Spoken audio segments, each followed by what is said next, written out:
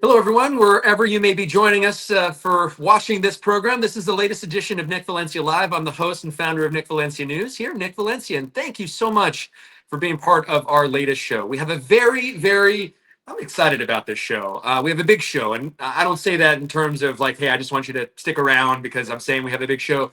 We have one of the most sought after interviews in news right now. That's Representative-elect Adelita Grijalva. She joins us from Washington, D.C., where she had expected to get sworn in earlier this week. We're going to talk to her in just a little bit, but I want to start today with some breaking news just brought to me and brought to my attention. Short time ago, we got confirmation, at least St. Louis NPR is reporting that a second man has died in custody there in Missouri. This man named Leo Cruz Silva, 34, a Mexican national, was reported to have taken his own life. October 4th, died from complications of an apparent suicide attempt. And this follows the case of a Chinese man, a Chinese national who died in ICE custody on September 29th. We have seen and followed the stories of the inhumane conditions and treatments in these detention centers and detention facilities. We've talked to multiple people who talk about just a lack of basic human rights. And the representative that's joining us now, she may be aware of this, but not in her district, but in a neighboring district in Florence, Arizona. There was at least one death in an Arizona detention facility. We want to be mindful of the representative-elect's time, so why don't you come on in here, Representative-elect Adelita Grijalva, and join the show. Hi there, how are you? We're doing great. We are busy, but not as busy as you are, with so much on your plate. How are you managing all of this? I know you're not only a representative-elect right now, but you're a mother of three, and you're having to juggle all of this chaos. Yeah, well, I think I am a mom of three, so this kind of chaos is a little normal.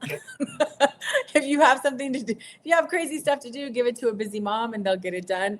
This right now is essentially I'm interviewing, and I'm trying to continue to apply pressure to Speaker Johnson through being on in stories and having people sort of amplify, call Speaker Johnson, because really the biggest issue here is that there is no guesswork as to who won this election. I won by nearly 40 points, over 2 weeks ago.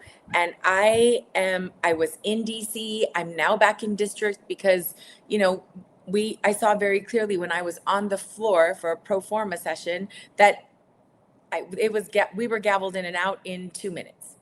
And so what I was looking at is this speaker and his history of in April swearing in two Republican now members of Congress, Petronas and Fine, in under 24 hours from their election on a pro forma session, and then Representative Walkinshaw, a Democrat, sworn in less than 24 hours from his special election. So with this speaker and recent history, that's what I was going as, and perhaps it's my fault for assuming, but respectfully, I was surrounded by others who were also assuming the same thing. The only difference between myself and the other three members, aside from the fact that I am a woman, a Chicana, and they are three Caucasian men, is the fact that I would be the 218th signer to the discharge petitions to push for an Epstein file, like the Epstein file release. So since you brought that up, in plain, simple language, do you think you aren't being sworn in because you would be that deciding vote on whether or not potentially the Epstein files would be released? I think really, unfortunately, that's the only thing that I can point to. It has nothing to do with us being shut down, because in 2019, there was a whole freshman class sworn in during the shutdown. So that has nothing to do with it. And the frustration for me is that right now, in the middle of a shutdown in Arizona, we have 58,000 federal workers. Historically, during these times, our offices are flooded with questions, concerns, stress. We have VA, we have a high number of veterans in this community. We're an immigrant community with 3 ports of entry with Mexico in CD7. My dad, when he was in this position, had a reputation of having excellent constituent services. And that's what I want to be able to do. And I don't even have a staff member right now, because I cannot hire, I cannot open offices. My nameplate is on the door in the Longworth building. and I don't have keys to get in. And rest in peace to your father. So many of us know his name. Some people may not be familiar with your father, Raul Grijalva. He was, he had the reputation of knowing everyone's name, including the dishwashers and the busboys in those, tiny little businesses, small businesses in Washington, D.C. That's quite a legacy to live up to. I want to talk a little bit more about your father in just a little bit, but to drill back on this idea, it makes me wonder, like, what's in the Epstein files if really you think that this is the reason why you're not being sworn in? I have no idea. I really, initially when I got elected and I said that I was going to be the 218th signer, many people on social media and in person said, he's not going to swear you in. And I thought, no, it's a conspiracy theory. That's not the reason. I'm going to get sworn in. Let's not worry about it. But here we are almost 2 weeks out, and there is no indication from Speaker Johnson, because there is no direct communication between his office and me, or his office and, indicating to Leader Jeffries or Minority Whip Clark, any of the number of people who've reached out, that there is any, until the Senate passes a clean CR, the clean CR that was sent by the House, that we're not going to open up our doors in Congress, and we're not going to get back to work. So that's my biggest frustration. It's heartbreaking that I hear from people that are going to my dad's old office and trying the door because they need help and nobody's there. This is unreal that you show up to Washington, D.C., you think you're going to get sworn in. I mean, when we talked last week, it was almost just a sort of matter of a technicality. You thought Tuesday was going to be the day.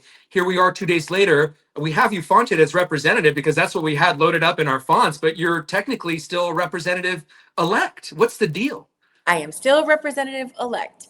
And it is, to me, really frustrating. So there was a moment there. I went back to DC. Democrats were there, ready to work. We were in a caucus on Monday, had a press conference, and I cannot get into the Capitol without being escorted. So, security stops me at the, at that little boundary there. And the people of Arizona elected you in this special election, and they're not getting the representation that they gave you in a landslide. I mean, you got a mandate here to do what they want. Right. And I ran on a very progressive platform, very progressive, very pro-immigrant, very, looking and fighting for environmental justice and affordable housing and as free as possible public education. I'm a huge advocate for public education, having spent 20 years on our school board here in Tucson. And, to not be able to go and fight for those things and try to repair some of this damage that this administration has done is very frustrating for me. I am a mom of a freshman at the University of Arizona, and I can see the attacks that this administration and the positions that this administration are putting institutions of higher education in. Right now, Trump is threatening funding for the University of Arizona if they don't comply with, these ridiculous mandates on, supporting more conservative ideology and promoting it. And not, dismantling anything that has to do with diversity, equity, and inclusion. I mean, these are fights that generations before me, my dad was, a part of the Chicano movement. Yeah. Some of these institutions are part of the university because of the work that generations did. And now we're going to have to go back. Right now, we're pushing against it and fighting against it, but we're going to have to rebuild after this administration is done damaging. You won in a landslide, and eventually you will be sworn in, we'd like to think. What is it the people of Arizona want? What did they give you this mandate to do? I mean, you say you ran on a progressive agenda, a pro-immigrant agenda. How do they feel about what they're seeing in the country? I know how I feel as a Latino, a third generation, walking around every day. I carry a copy of my birth certificate. What is it that your constituents want? What is it? How have they been impacted by what's going on in the country right now? Well, it's really interesting because we're seeing, clips of what's happening in Chicago and what's happening in New York. And that's happening here in real time. I mean, I went to go pump gas with my son at the Circle K right around the corner from my house, and I had two people jump out of an unmarked regular vehicle. It's just a regular vehicle wearing plain clothes and bulletproof vests and masks, and grabbing a woman out of a car. So, I mean, so we're seeing that in real time here. And it is this oppressive, scared, I mean, people are petrified to leave their homes and put out their recycle bins because they don't know who's going to be around the corner. We've had ICE use just straight up lies and manipulation to try to gain access into people's homes. Park outside of our Home Depot, right? I mean, this is my this is in my neighborhood. And when you drive up, I live off of Ajo Way. And when you drive straight up, you're going into cells. And when you look at the impacts of the Tohono O'odham Nation, they tell us that Border Patrol and ICE will follow them around just to sort of mess with people. Yeah. And it, to me, I just don't think enough people are talking about what the real life impacts are, and we're seeing it every day play out. But the people of this community are living paycheck to paycheck. Nobody can afford to go without pay, and our dollar is stretching. I mean, our dollar has stretched as far as it can. So the cost of everything continues, and the irony that Trump got elected on really pushing, you know, for working families, I'm going to bring those prices down. And literally everything he's done while in office has had the counter effect to our communities. Yeah, and he's really preyed on people not being educated, not being informed, or misinforming them deliberately in order to get what he wants. And we're seeing this. I want to go back. I can't believe that you saw that while you were pumping gas. You Oh, saw yeah. what I mean, that must have been insane for you to see. We see this every day on our videos. I know my producer and I have seen stuff like that. I mean, you're representing the people, and then there you are with federal agents, suspected federal agents, in front of you. I mean, what was going through your mind when you saw that? Well, people started calling 911 because there was a kidnapping happening in front of our eyes, because they don't introduce themselves. They have no identification and cover their face in masks. So my son instantly, and that, to me, I don't think that we truly appreciate. That's traumatic for me as an adult. Yes. My son is 16 years old. And so to think about the fact that, you know, not only am I teaching my kids to, if an officer pulls you over, to put your hands immediately out of the window, right? So they don't accidentally shoot you because they think you're doing something else. And it's like, do not move your hands. You make sure that everyone can see them. You put them up as high as you can. But now you have to worry about someone literally grabbing you out of your car because of what you look like, because you have an accent, because you look like a working person. I mean, ICE can now just target us. And it is that kind of stress we're going to see play out for generations to come. And we think about right now what the impact was of COVID on a whole generation that was isolated. I don't think we're fully appreciating how much damage is being done to all of us, our mental health, our security, our safety. We're looking around this nation and I don't recognize it. And on the flip side, Representative, you have, people, everyday citizens, activists who are trying to stand up to remind people of the country that they recognized before. You have people that are being squashed down, though, in their resistance, or they're standing up. We've seen Apple to remove the Ice Block app from the Apple Store. I mean, what do you make of things like that, where basically, you see this bubbling up resistance, you see tools that are empowering our community to figure out where these raids are, being seen as a voice of dissent and the enemy and removed from Apple stores? The problem is we have an administration that is putting military against their own people. I don't know how else to describe this but authoritarianism and fascism. There is no other explanation. And so I am so inspired when I see communities stand up to protect their own, because that's the situation that we're in right now. Right now, we are in the situation that there is nobody coming to help us. And when you're fortunate enough to live in a community that has a strong mayor, a strong board of supervisors, strong representation, a sheriff that says, nope, I am not contributing to your attack on our people. Those are the communities that are galvanizing all of us. Yeah, And that's I'm right. so grateful to live in a community that has a very strong mayor and chief of police and sheriff that is basically saying, I'm not contributing to any of this. But not everyone is fortunate in that way. And we need to make sure to empower, peacefully protest as often as we can. And for those of us who have the privilege of being citizens and being able to be outspoken and stand up, you have to. That is your calling. That is your mandate right now. We have to stand up for those who can't.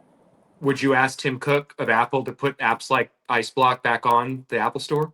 Yes, and why is he I mean, that's really it's this manipulation and attack on our public media, attack on free speech. That's what this administration is just trying to condense to where the only kind of narrative you hear is the propaganda coming out of the White House.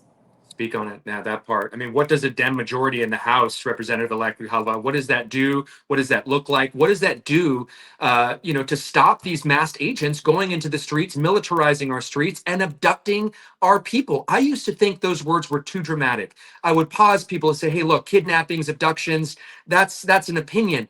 Not with what we're seeing with our own eyes anymore. Right. And that's the reality.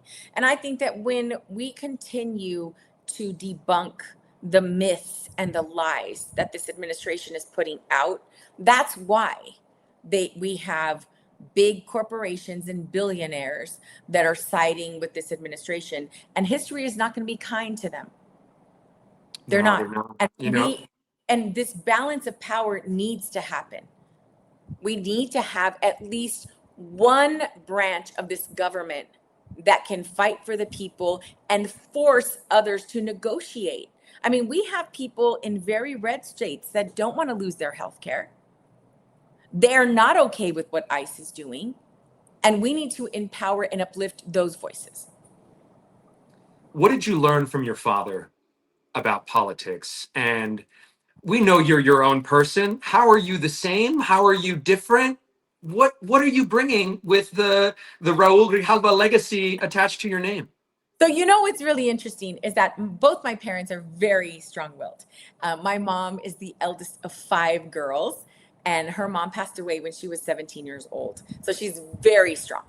And so I've been surrounded by strong women. My nana, my dad actually has 2 sisters, no brothers. So he's also surrounded by strong women. So I have a bunch of guerrera blood in my blood. And my nana would always say, no te olvidas que naciste con un nopal en la frente, which is where the heck come from, right? Literal translation does not do it justice. It's like, right, but I laugh because my kids just had nopales for the first time last week, and it was such a standard meal for us. Cactus, right? It's so good, right? It's delicious. It's all over here. But also que no te dejes, mijita. And he would tell my dad that. My dad would tell me que no te dejes, mijita, which is basically like, you remind people where you're from. Yes. And in these spaces, you have to be very solid in your beliefs and your values, because people are going to try to push you every which way they can. And the one thing about my dad is that Congress never changed him. He was the same person that, he disliked traveling a lot more than he used to early on in his life. It's like, oh my gosh, another flight. I would rather stay home. Didn't want to travel as much. But he really showed me and so many others that you have to be an unapologetic advocate for the community that sent you there. And that he never voted on anything that he thought was going to hurt the people here. And sometimes, he'd make some statements that were like, Dad, are you sure you want to call for a boycott of your own state? That was a little rough one in 2010. But what it really did is draw attention to the fact that our administration in Arizona then were racist. And somebody had to stand up for those who could not. And so that's the big message for me always, is that you stand up for those who do not have a voice, because that is what my dad always did. And that is what hopefully I have done for the last 22 years while in elected office, but really my whole life. We remember those years of Sheriff Joe Arpaio and the Show Me Your Papers law. I mean, there was a all call basically to Latinos to stay out of the state for a little while. It was like almost in the same breath as Alabama. You drive just really fast through that state if you're our color. Right. I'm more interested in the power that you bring to the table. You are going to be the freshest voice, the newest voice, a powerful Chicana. You're going to be joined by some other really notable Latino names, someone like AOC. Looking ahead into the future here, do you see a runway for a Latina presidential candidate in the United States? Is that coming sooner rather than later? What hope can we have here for the future? We have to have hope for that. Of course, there should be a Chicana in the White House. There should. There absolutely should. I mean, we're past time to have a woman in the White House. But for me to break a glass ceiling in Arizona as being the first Latina elected to represent in Congress, that we're late. I mean, I was the first Latina chair of the Pima County Board of Supervisors.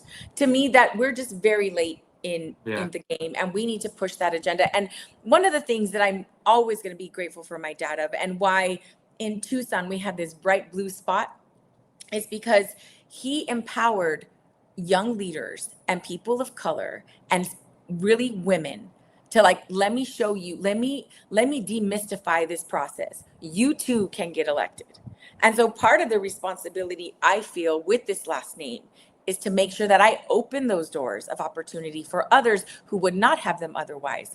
Because so many times our young people's ambitions and idealism and just this desire to improve our community gets squashed by people who don't deserve to have those positions. And so that responsibility is now ours. One of the things that I learned from your father is that real leaders, they don't create followers, they create other leaders. And there's a lot of people that are looking to you right now for leadership. Your name has become synonymous with the resistance. It's become synonymous with, the strong, powerful Latina voice. Why should Latinos feel they could count on you? Because I am you. I am one of you. I am from a relatively small town, went through all public schools, went to the University of Arizona. And, I live in our community. And I think that is the takeaway that this Democratic Party needs to get in line with, is that what you need to do is empower and support leadership in communities that represent the people. I don't check a box for any of I am not independently wealthy. I don't have a huge donor list. I am not a white man. But in this community, over 70% said, I'm going to back her. And that is the same privilege that they gave my father. It's not something I take lightly, but I have committed to continuing to be a presence here and a voice for those who do not have one. And one of the things that I thought was really interesting when my dad passed away, many members that, I didn't know he knew. I mean, we didn't talk a lot about who he chit-chatted with. They said he was a conscience for so many of us that had districts just like his in different areas, but he was speaking truth to power. And so I'm very fortunate that that's the legacy that has raised me to you have to speak not just your truth, but you're representing, in this case, over 700,000 people. What a privilege. And I'm not ever going to put myself in a position where, you mentioned I'm a mom of 3. I'm never going to put myself in a position where I can't look my kids in the eye on a vote that I took. I can't come back home and be proud of what I did. You might not always agree with me, but I'm going to tell you why I'm doing what I'm doing and the rationale behind it, and make sure that I bring as many people with me on this journey, because too much of what is done in Washington seems just like out of reach and a secret to people back home. It's such a wonderful, refreshing message to hear. And the last question I have for you, Representative-elect, if President Trump was right here and you were talking to him, what message would you have for the president if he was watching this interview? Take the for sale sign from the White House and stop selling off justice. Stop selling off an opportunity to become a citizen. Your job as president is to unify this country. And what you are doing is further dividing. And history is not going to be kind to you, but we will overcome this horrible period of time. We will. We're going to overcome you and the damage that you have done to this country, because there are more people like me than there are like you. You give my daughter someone to look up to. I am really so grateful that you joined our show and that you believe in the vision of independent media, your team. Thank you to your press person, Nicholas. I really appreciate it. Is there anything I haven't asked you that you think is important to know, or anything that you'd like to talk about now? Representative-elect, it's your time. It's so much for me making sure that the people of this community, the people that elected me to do a job, see me doing the job. And right now, I'm getting a lot of attention for not doing the job. And so I am just imploring Speaker Johnson to let free elections, this process of our democracy, go through. I don't need fanfare. I don't need to get it done right. We just need to get sworn in. Amen. You think Trump's in the Epstein Files? I think that there was a big push. Remember when he was getting elected, there was this big push that, like, on day one, I'm going to release those files. And then I think they got a gander at what was in it and thought, maybe not. Mejor no. Mejor no. Mejor que se queda ahí. You know, then maybe we shouldn't open it up. Representative-elect Grijalva, we hope that they do release those Epstein files. It's a bipartisan push. You seem to be at the center of it. Godspeed. I know a lot of people will be praying for you. God bless you. Thank you so much for taking the time with Nick Valencia News. That was Representative-elect Adelita Grijalva there. What an interview. What a wonderful guest, and what an opportunity to really talk to somebody in the nation's capital. I guess she's in Arizona right now. She's back in her district. She's going to be your newest congressperson there in Washington. And she seems to be fighting the good fight. She's taken it directly to the White House. There are a lot of people here in Atlanta that continue to fight the good fight when it comes to the assault on public health. You remember earlier this week, we released a report talking about and reminding people about the fatal shooting that happened at the CDC on August 8th. And when we posted this video report that you're about to see, I had people that reached out to me who said, I didn't even hear about this happening, which is exactly the reason we want to re-show this report to you right now. When it came out that the young man that was shooting at CDC had a lot of misinformation about the COVID vaccine and blamed it for a lot of his problems, I was like, that makes sense. My expertise is in social media, so I see a lot of the misinformation. I've seen the comments of people who think that the people at CDC, the workers at CDC, deserve to die. It was also a shooting that was a blip in the news. The shooting happened August 8th, and 10 days later, almost the entire division of violence prevention was separated permanently. Despite words of saying that they condemn violence, the actions say otherwise. When it came out that the young man that was shooting at CDC...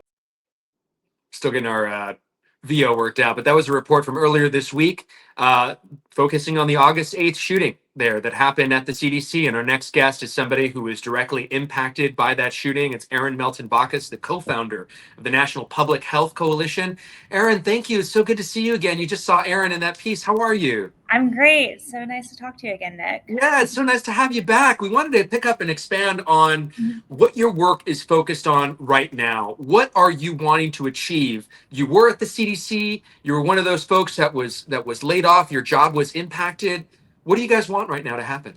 Yeah, so we're focused, not just on fighting for public health right now and, advocating for the people who have lost their jobs and the just misinformation that's coming out of Health and Human Services right now. But we're focused on this big picture and advocating for and educating about the role of public health as a vital government service. We believe that it's really important that the U.S. has a strong federal public health system that can help the states, the territories, and really the entire world achieve good public health. And that is everything from controlling infectious diseases to helping prevent and treat chronic diseases and preventing injuries and overdoses and violence and all sorts of other things that I haven't even mentioned.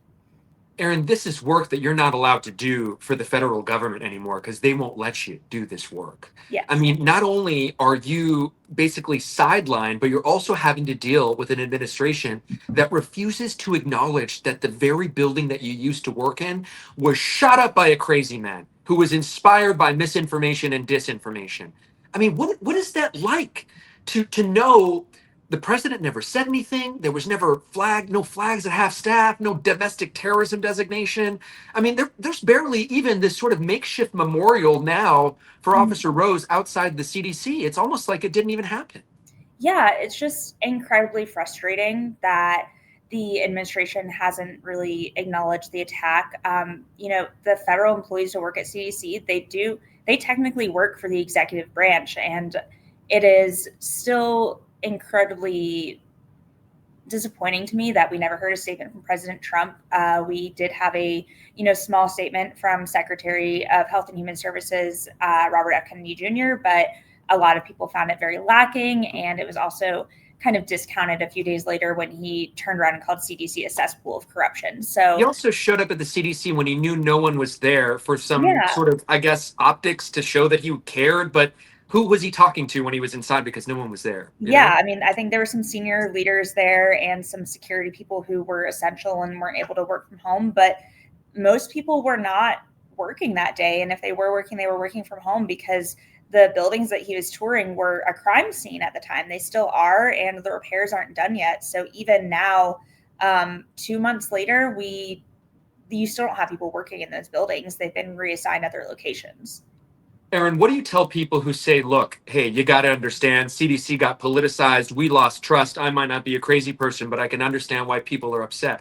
I work with people who move in good faith, who blame the COVID vaccine for messing up their dexterity on their hand, or somebody who I consider a pretty educated friend who blamed Damar Hamlin, the Buffalo Bills wide receiver, and his heart stopping during the game on the COVID-19 vaccine. What do you tell people that say we just can't trust you? Yeah, so we know that COVID vaccines are safe and effective. I think we can have an honest conversation about, adverse vaccine events. They do happen, but CDC and FDA, they monitor them. They make sure that if there's this wild spike in things, that they, are taking a look at the vaccines and what is really causing it. But really, a lot of the things that people think are caused by COVID vaccines, it's just not entirely true. You have a lot of coincidental things that happen. I think a lot of people look at the vaccine adverse reporting system, or VAERS, and say, oh, well, I can go in and see that this person had this vaccine and then this happened. But I think it's really important for people to know that, one, VAERS is a self-reporting system. So a lot of the things are not reported necessarily by doctors or confirmed. But the other thing is, you can go in and kind of say anything. So people will go in and be like, I got in a car accident and it was the day after I had the COVID vaccine. So you could put that as a vaccine adverse effect, even though you getting in the car accident had nothing to do with you getting the vaccine. It just happened to coincide with each other. And this kind of institutional knowledge, or this awareness that this reporting system is a self-reporting system, this is the kind of nuance that we lose when we fire people like you. When we rip them from their jobs and say, we don't need you anymore, your job is politicized and you're tainted now, you're spoiled goods, right? I don't understand why there's so many, and it really upsets me because and I know our viewers know, my wife is an epidemiologist. She works in public health. She is the most, she doesn't want any attention. Most of you guys don't want any attention. Yeah. I know this is painful, probably in part to even have this sort of public facing persona now. All you want to do is help, and yet you're being handcuffed. Yeah, and public health as a whole, as a field, like you said, we don't want attention. When public health works, it is silent, it's in the background, and we're not doing this for the accolades to have attention from people. People in public health are doing it because they want everyone in this country, in this world, to be their best, healthiest selves, regardless of where they live, how much they make, their race, ethnicity, their gender, anything. And that's why we do this work. We just want people to be able to be healthy, to hopefully, not get sick. But if you are to get sick to not get severely ill. And we're not doing it because we want to, be on the news or receive awards or receive all this supposed pharma money that we're receiving. Look, we know that your specialty is in social media, and we Mhm. know that these social media posts, that's where the misinformation lives out there. How much does that tie directly to the impact and the low morale? How much less safe are we now in America? Yeah, I think we are definitely less safe than we were in January. Social media is one of the main places that people get their news, their health information, especially younger people. And what we're seeing now is CDC is not very active on social media anymore. When they are posting, it's not as frequent as it used to be. And Yeah. we're seeing definitely less topic areas being covered. So if CDC doesn't have that voice on social media, if we just leave it open to a variety of influencers, many of them are very good, but many of them have a lot of misinformation they're spreading. If you don't have the voice of CDC or other, unbiased public health institutes, then it's definitely dangerous, and misinformation will continue to spread very quickly. I mean, I recommend everyone go visit Jessica Malati Rivera. She was been on the Mhm. show, Yeah, she's a couple fantastic. weeks ago. She's phenomenal. She has my respect. She has y'all's respect, more importantly, in the Mhm. public health community. But she is such an effective communicator. And I wonder if you guys think any of that. You guys are so smart, but maybe not effective communicators at like how much we need you guys. That was Yeah, my takeaway from the pandemic is like you have people who are like the smart kids in the room, but like the cool kids are saying, oh, those are the nerds. Don't believe yeah. them. We got the answers over here in seed oils or blue dyes. You know what I'm saying? Yeah, and I think that is like, if you want to have a conversation about ways that CDC could be better, and I always tell people like there are definitely ways CDC could have improved. There are ways that CDC could have addressed its failures during the COVID pandemic, but no one in the administration asked us what we Huh. should do. And I think communications and modernizing our communications is one area where CDC had a lot of room to grow and could have really made an impact and tried to become, those cool kids at the table while still sticking to the science and the facts. Because it is so much about optics. I mean, I think about a former friend now who was like, yeah, Trump is just the WWE president. And now I just see everything through those optics. Like it's Mhm. all this performance and filling the stadium and having the good guys and the bad guys and all these characters. And you guys now are part of the villains. You guys are part of the bad guys. Was that the point? Or what do you think the point is for the administration when it comes to public health and Secretary Kennedy? Yeah, I mean, if you listen to OPM Director Russell Vought's words before the Trump administration is even elected, he said he wanted federal employees to be viewed as villains. And I think in some ways they've achieved that. He said he wanted us to be traumatized, that we are villainized, that we didn't want to go to work. And that is happening at some level. That's not just specific to public health, it's happening across the government. And Secretary Kennedy, I think he's tricky because he does, I think, believe a lot of the misinformation that he is spreading. I think so And too. that is almost harder to deal with in my Yeah. mind. I think so too. I think he really does think that he's moving in good faith. I Mhm. think that he thinks that he's trying to really clean up this system, but he's dealing with some outdated information and some bad people in his ear. And so Yeah. when he stands up there, he doesn't think that he's lying, but he's really contributing to tainting the information that we have out there. Can you get behind, making America healthy again? I mean, I think they come out with these broad generalizations like, I love good movies. Don't you love good movies too? Yeah. Let's make America healthy. Don't you want to make America healthy too? I mean, do you see why people can get behind that? And like, Oh, what's the yeah, danger there? 100%. And I think there are ways that our healthcare and our public health system could help make us healthier.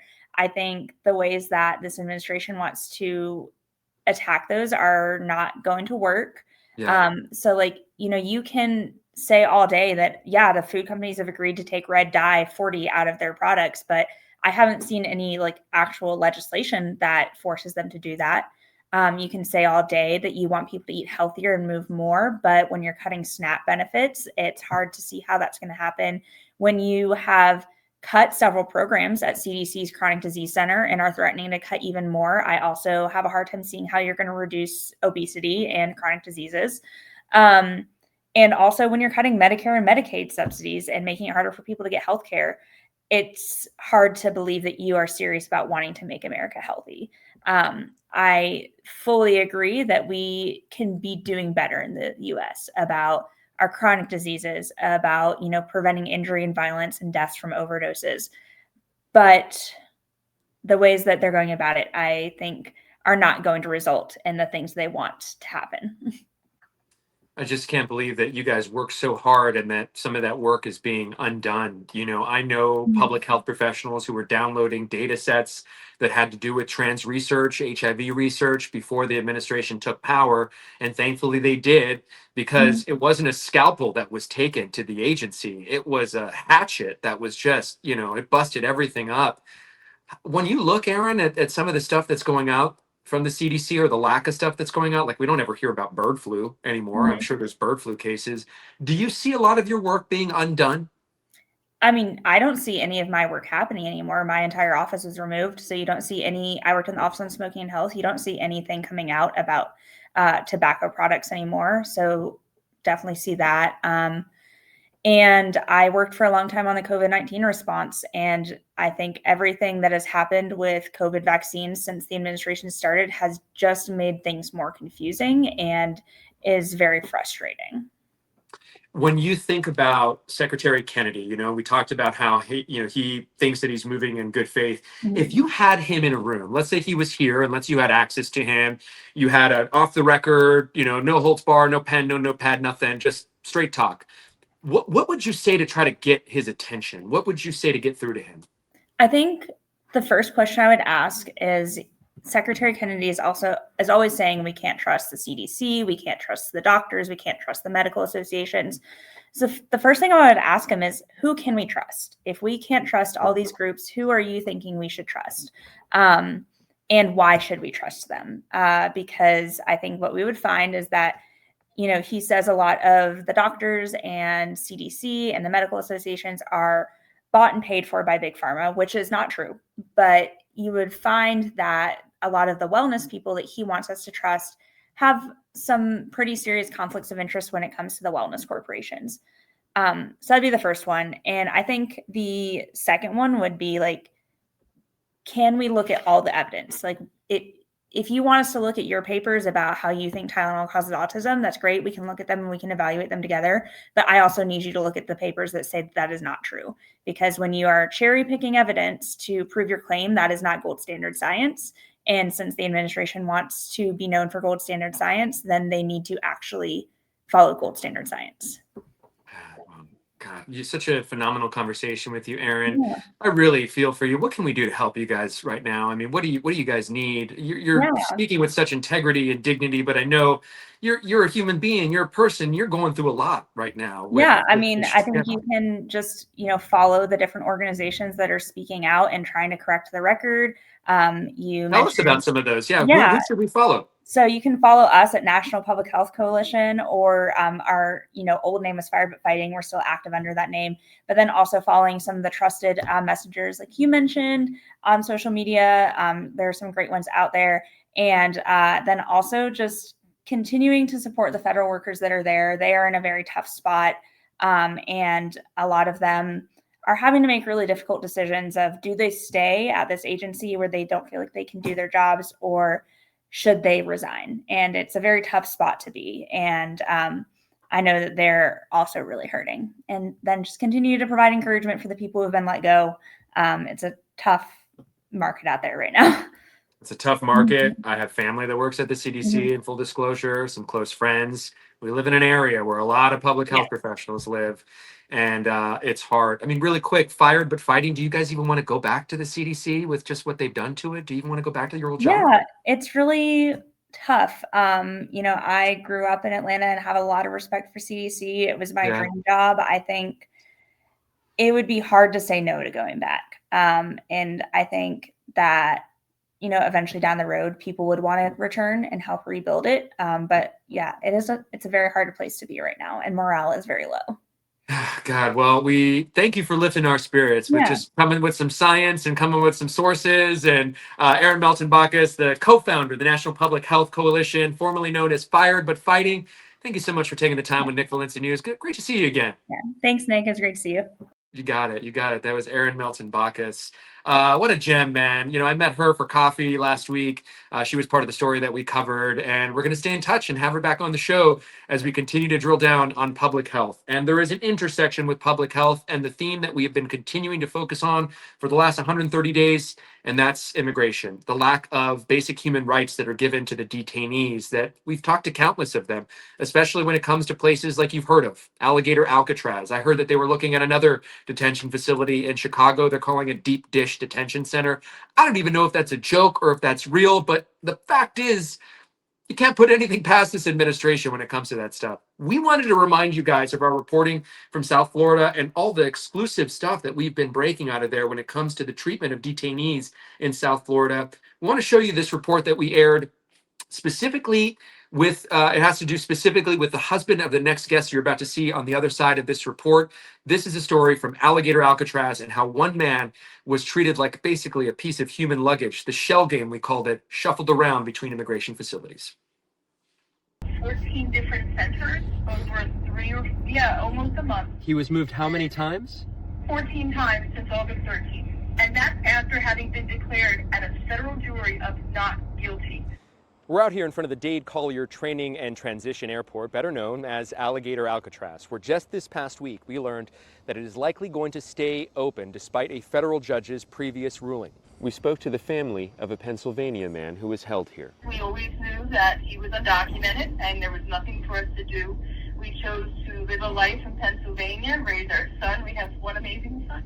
And we did the best we could. What was the circumstances around his detention? What happened, if you could take us through it? He was charged with illegal reentry. He had a federal trial. He was declared not guilty, and he was told after his not guilty verdict by an ICE official that he needed to turn himself in. Immediately after that trial, ICE wrapped him up again. And since then, he has been detained by ICE with no hearings, no meetings, no credible fear meetings, certainly no bond. Unfortunately, this story isn't unique. Hundreds, if not thousands, of similar cases are playing out the same way. So we had clients, multiple, that ended up at Alligator Alcatraz after being arrested for very minor things, mostly civil violations like no driver license or running a stoplight. They're not the most dangerous, as the government stated that they were putting only and exclusively in this place. These individuals got randomly moved to other states. So talk about the right to counsel, the right for you to talk to your client. They just get moved randomly. So then you have to randomly find them, right? Is this not illegal? No, it's not. It's not illegal. It's like shell games with people's lives. Correct. How were you guys able to track him throughout this entire process? Only through the due diligence of his wife, solely through the due diligence of his wife. She is guided completely by his love for her and their love for each other. Truly the detective work, she's been able to find him. We have family after family whose person wants to be deported, and the administration chooses to transfer them multiple times, with it being incommunicado. And the thing is, you can go from 4 facilities in 3 days. If you're not processed, you don't get a phone call. So your people have no idea where you are. We've gone in front of judges with cases where we ask for a bond, and the judge will say, I have no jurisdiction because the government hasn't started the case. So clients that just want to go can't even do that. They cannot get in contact with anybody who will even deport them. And we're paying, right? Everybody's paying that. It's a business. It was not guilty. Why is he still in detention? Why are we spending millions of dollars to move him from facility to facility to facility just to make his life harder? It's a business. It's all about the money. Our next guest, Angela Del Valle, knows all of that way too well. Angela, your husband Carlos has been shuffled around basically like a piece of luggage, and you've gotten a lot more comfortable about wanting to speak out about his story. We didn't show your face in that report, which we just showed, because there was some concern initially. What's making you come out now and be so much more public about what's going on with your family?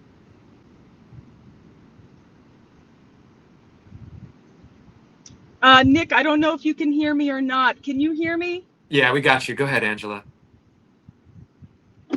We can hear you. Yeah, I'm actually right outside the detention center here in Wynn. So I don't know, but you can hear me okay. Yes, yes. Go ahead. Just tell us what's going on. Okay. Oh gosh, I got to see him. I got to see him, and I'm so grateful. Um,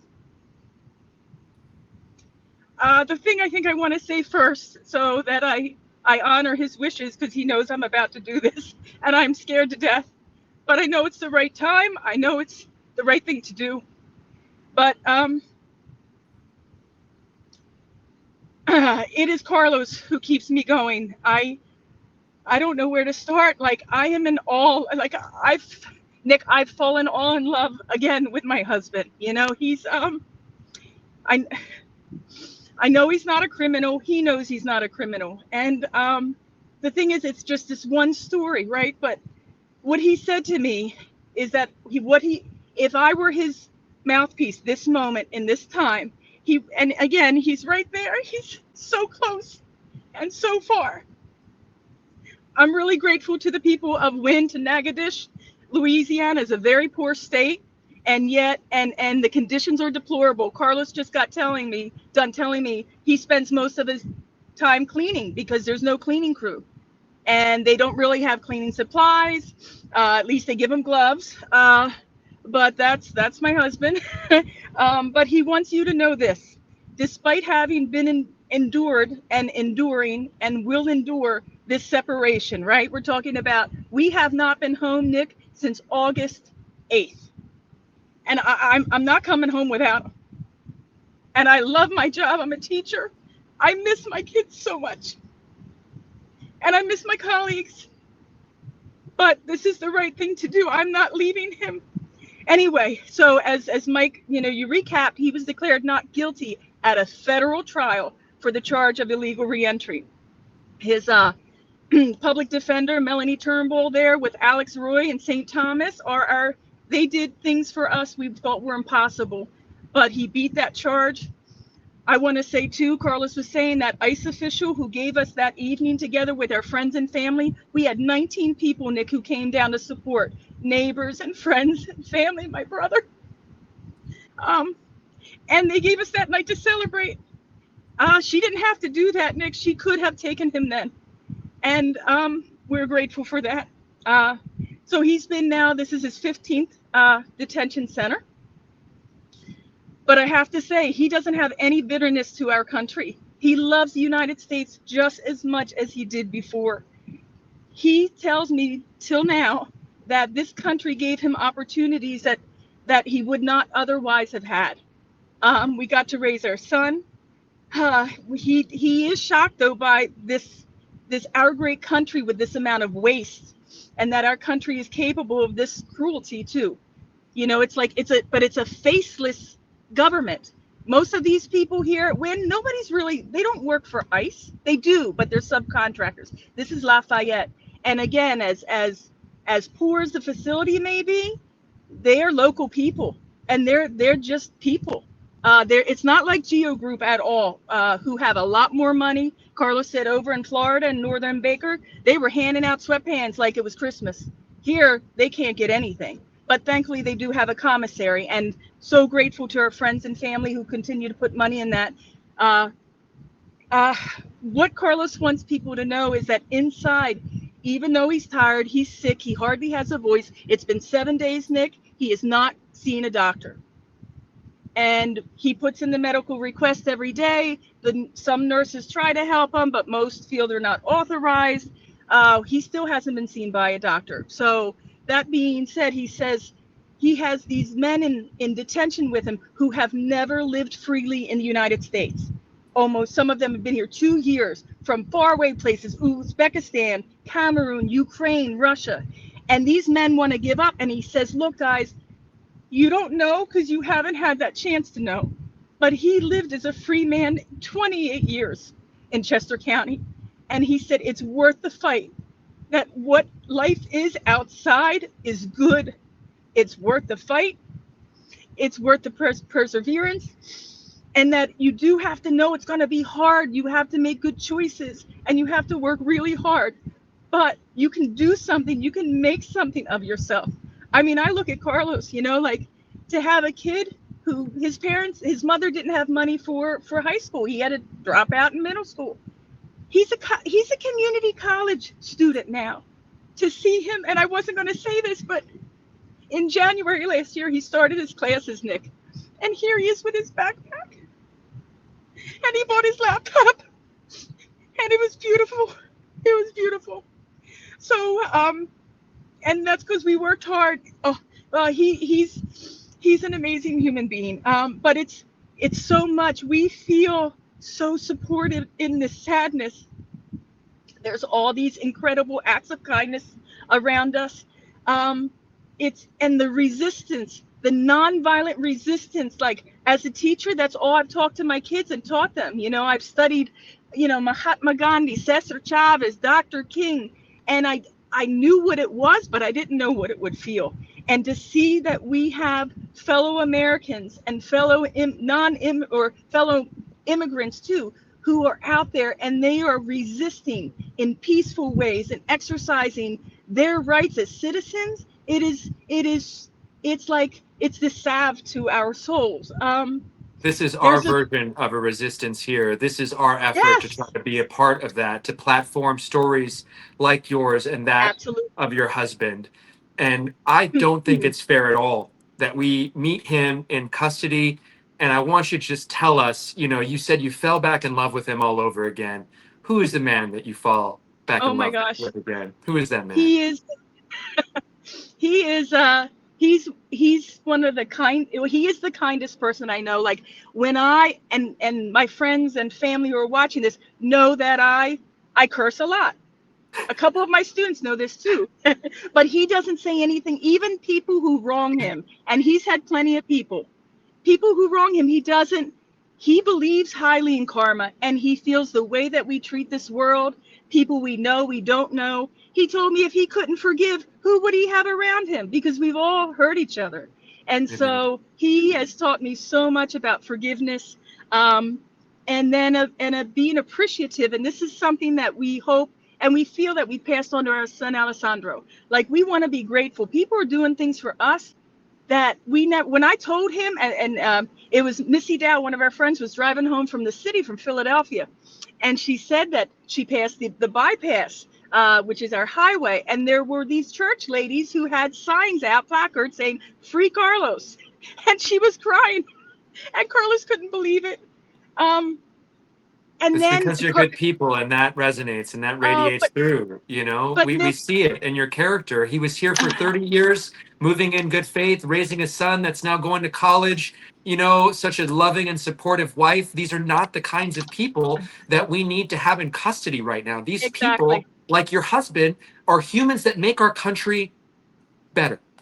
And that's what he said. He said to me, he's not afraid because he's with people like him. He's not with rapists. He's not with murderers. He's like Angela, and the humanity that we still can see, even within that center. And they are finding a way to be human and to see each other that way, as well as to humanize the guards who are guarding them. But it's not just us. You know what I mean? Like there's like so many that are equally invested in this American dream and we're working hard, but they don't necessarily have the support we do. And so we are very aware, like I'm always aware of my privilege. You know what I mean? I get to rent a car. Now it's a Malibu and I don't like Malibus. I've never had one, but now I have one. I get to, speak in English, speak in Spanish, interpret for people. I'm not afraid to travel because that's a value for us. We always wanted our son to know places, to experience different ways of life. Part of the reason we want to showcase you is because you give us hope. To see a wife fighting for her husband's release, I mean, that gives me hope. I know I would be doing the exact same thing if I was in your shoes. It's taking everything in me not to tear up with you because I know this is your story. This is not my story, but I can't help but put myself in your position. If my wife was taken from me, she's my everything. I know I barely know you, Angela, but I could feel the love. I could have a whole other show just dedicated to you. I want to be mindful of your time and our Yes. viewers' time. And so the last question I have for you, if President Trump was right here, if President Trump could listen to you and hear you and see the goodness and purity in your heart, what would you tell the president right now? Oh gosh, now I'm gonna think like Carlos, because because he's the better of the two of us, okay? And that's okay. I would tell him this, that no matter what is done, what will be done, in the end, people are still good at heart. It comes back to Anne Frank, honestly. And that's what Carlos tells me. And that we still believe in this democracy. And this is a time of testing. And right now we just hope that he's honest with the American people, that unfortunately, if he gave the impression that the most dangerous would be locked up, unfortunately, he left out 60-70% of the other group. And they're our neighbors, our husbands, they're our kids' boyfriends. And I'm telling you, we meet family after family after family, and there are all kinds of, it's United Nations in here, Nick, all these centers. And again, Carlos is in the low security. Well, that means those men have no criminal records. And guess what? Overwhelmingly, they're all there. And so I wonder if this is where we want our taxpayers to, like, as a taxpayer, Carlos as well, is this where I want my money on? No, I'd rather be putting it in the schools here in Louisiana. So I'm hoping that we as Americans really, really are critical in the sense of where do we want our priorities to be? Why can't our Congress work together to come up with a comprehensive immigration reform that they haven't for decades, collectively? But we have not lost hope. Everywhere we turn, there's hope, there's humanity, and we are not afraid. Amen. God, Angela Del Valle, thank you so much for coming on our show and sharing your story. I text with you almost every day or on a weekly basis, it feels like, and I'm so grateful that you and Mike and your network has connected with us and that we get to tell your story, because it's really important for those of us out there to know that there are people that are moving in good faith, and also to highlight what's really happening. These aren't the criminals. These aren't the violent offenders that Trump said he was going to go after. These are everyday working people. This is family separation 2.0. They're ripping the husbands, the breadwinners, the heads of households away, and they're destroying our families. And your family is being impacted, but you're not letting it define you. And I'm so grateful for you in my life. Thank you, Angela, for taking the time with us today. Thank you. And Nick, like Carlos and I are aware, he's like, why'd he leave CNN? He could have stayed. And I said, once you meet him, you'll know why. And we are grateful to you. So we thank you because, and again, we beg everyone to keep in family those 60, to keep in their mind those other 60-some thousand families who don't necessarily have the support and resources and skills that we have. So no matter what happens, we're grateful. And thank you, Nick. God bless you, Angela. I'll talk soon, okay? Thank you so much. It's worth the fight. It is worth the fight, man. It's worth the fight. That's what we're out here for, man. That's why I'm no longer where I'm at. I get in my feelings so much. On my best days, I think things happen for us, not to us. And on my worst days, it's like, why did this happen to me? Why am I not at CNN? This is why I'm not at CNN anymore. This is why we're going and doubling, quadrupling down on independent media, because we know the media landscape is changing and we know where our convictions lie. We know where our heart is. We know why we're doing this. We're not working for any bosses. We're working for you. We're working for Angela. We're working for Aryn Milton-Backus. We're working for those that don't have a voice, to be able to give them a platform and literally show you guys what's really happening and what's really going on. Part of the reason why I'm doing this is because I get to cover stories that I think deserve the attention. And we're going to be back out there in the streets. We're going to be back out there in the streets covering the demonstrations, bringing to you the voices that we think matter. The voices that we think need to be highlighted and amplified in this time. Because we see what's happening. Barry Weiss coming in from the far right, coming in, taking over things like CBS, driving our media companies into the ground, giving them margins of what they could talk about and what they can't talk about, what stories they could chase, what stories they think that you need to hear. One of the biggest differences of what we're doing here is it's not about us, man. It's about people like Carlos Del Valle. It's not about us. It's about people like you met from the CDC who are trying to move in good faith and help keep America safer. It's about people who aren't allowed to do the jobs that make this country a true democracy and make this country the best place to live. You heard Representative-elect Adelita Grijalva say that there's people who say, we don't recognize this country that we're in anymore. We don't recognize this as the United States. I think there's some times that I think I was so naive that this was a true democracy. These levers were always there to be pulled, and Trump pulled them for his supporters. What we're witnessing right now is, in every sense of the word, fascism. In every sense of the word, authoritative. You see it with your own eyes, believe it. Thank you guys for watching, man. Thank you guys so much for watching the show and for being a part of the show and for being a part of what we have to offer you guys. Really appreciate you guys sharing, subscribing, all of this stuff. Help us make truth go viral. Thank you to all our guests, Representative-elect Adelita Grijalva, Aryn Milton-Backus, and of course, Angela Del Valle. Thank you guys so much for making truth go viral. Go out there, man. Have a great day on purpose.